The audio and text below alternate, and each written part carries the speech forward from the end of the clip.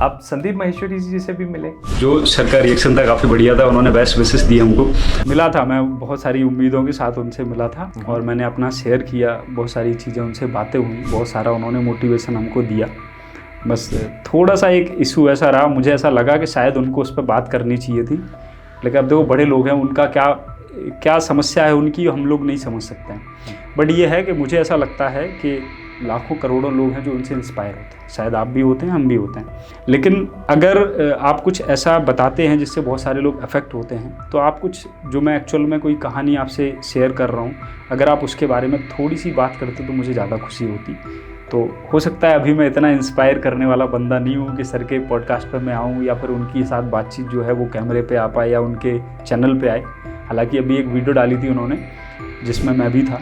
उनका procedure simple सा रहता है कि भाई आप आओ, सब लोग बैठ गए, फिर वो आएंगे, फिर वो बोलेंगे कि हाँ भाई किस किस के क्या क्या क्वेश्चन है, आप लोग बताएंगे एक एक से, जिसका क्वेश्चन मुझे सबसे ठीक लगेगा मैं उसका जवाब दूँगा और बाकी का आप लोग अपने हिसाब से रिलेट कर लेना। और सीधी सी बात है भाई, उनने थोड़ी बुलाया आपको कि आपको आना है, हमने अप्लाई किया था कि भाई हमें जाना है क्योंकि वो हमारे फेवरेट हैं। और मैं उनको एक मोटिवेशन की मिसाल आसान है ऐसे करके लेके चलता हूँ कि सर कह रहे हैं तो हो ही जाएगा, हम भी कर रहे हैं कोशिश। और वो चीज़ कहीं ना कहीं सही भी है। बट हुआ क्या कि जब मैं वहाँ गया, मैंने उनसे बोला, मैंने कहा सर लाखों लोग ऐसे हैं जो ऑलरेडी डिसेबल हैं और ईयरली बेसिस पे बहुत सारे ऐसे लोग हैं जिनका या तो एक्सीडेंट हो जाता है या ऑपरेशन या कुछ ख़राब हो जाता है जिसकी वजह से वो डिसेबल हो जाते हैं। 1,35,000 लोग सालाना स्पाइनल कॉर्ड इंजरीज में जाते हैं। हाँ, पूरे वर्ल्ड में। तो वर्ल्ड वाइड ये सब चल रहा है, इसका कोई ट्रीटमेंट नहीं है। अब जो व्यक्ति दौड़ रहा है, रनिंग कर रहा है, अच्छी खासी एनर्जी के साथ काम कर रहा है, उसके सपने हैं, सडनली उसका एक एक्सीडेंट होता है या एक सर्जरी होता है, उसके बाद वो लेटा रह जाता है, सारे सपने ख़त्म, रेड क्रॉस, उसके बाद सारी उम्मीदें ख़त्म, जो कॉन्टैक्ट हैं, जो दोस्त रिश्तेदार हैं, उनमें से एक आध दो रह जाते हैं, बाकी सब चले जाते हैं। जो भी होता है वो आपको क्रिटिसाइज़ करता है, शायद कुछ कर्म होंगे पुराने जन्मों के हैं, या फिर आपको बोलेंगे कि आप कुछ नहीं हो सकता, आप क्यों हाथ पैर मार रहा है। जो चिढ़ते हैं लोग वो खुल के हंसने लगते हैं आपके मुंह पे, अच्छा हुआ बेटा इसी के लायक थे तुम। तो वो चीज़ें बहुत हर्ट करती है लोगों को। मैं चाहता था कि सर उसके बारे में थोड़ा सा बात करें कि उस पॉइंट ऑफ व्यू पे आदमी किस तरीके से, किस सोच के साथ आगे बढ़े।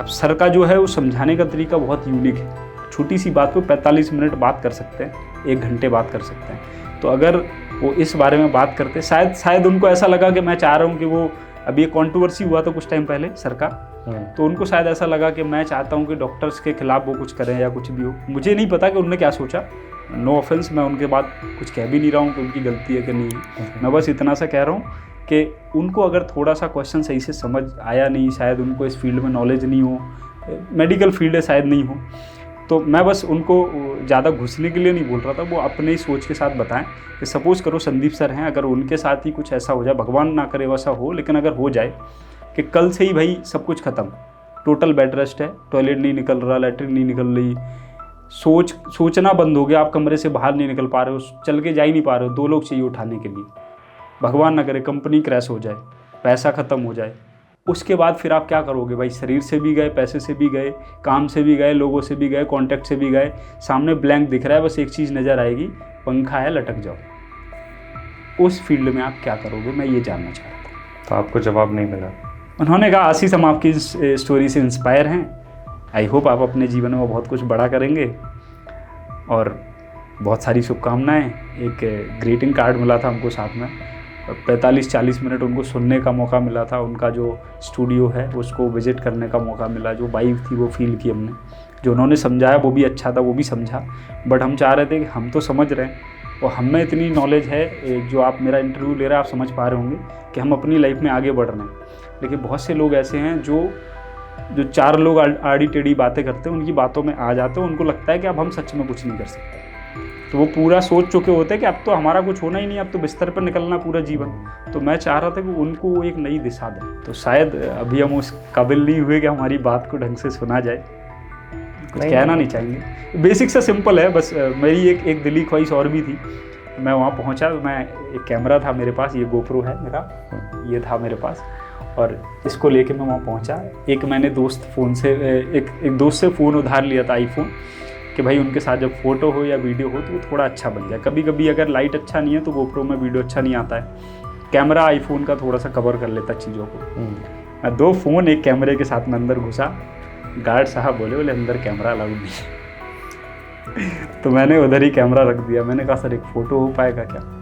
तो अगले 5 मिनट में एक जो भी उनका रूल रेगुलेशंस होता है, बोले सर के साथ फ़ोटो खींचना अलाउड नहीं है और सर से आप कह भी नहीं सकते क्योंकि वो मना नहीं कर पाएंगे और सिक्योरिटी रीज़न से हम लोग अलाउ नहीं कर पाएंगे। तो उनसे कह भी नहीं सकते थे। अब सोचने वाली बात है, मैं डिसेबल हूँ, पूरी रात जाग के जनरल डब्बे में सफ़र करके दतिया से, मतलब दतिया का छोटा सा गांव है हमारा मलियापुरा, वहाँ से ग्वालियर गया, ग्वालियर से ट्रेन पकड़ी, ट्रेन से मैं जनरल डब्बे में धक्के खाते हुए गया। मेरे पास वीडियोज़ है, मैं दिखा दूँगा आपको। तो मैं दिल्ली गया, सुबह 4 बजे पहुँचा, पूरी रात सोया नहीं। उसके बाद फिर मैं वहाँ गया, मेरा पुशअप चैलेंज चल रहा था, तो अपना एक अखाड़े पर पहुँचा, एक्सरसाइज की, नहाया और उधर से रेडी होके फिर मैं मेट्रो वगैरह में घूमते हुए 10 बजे 11 बजे के आसपास वहाँ पहुँचा सर के पास। एक फ़ोटो मिल जाती तो हमें अच्छा लगता।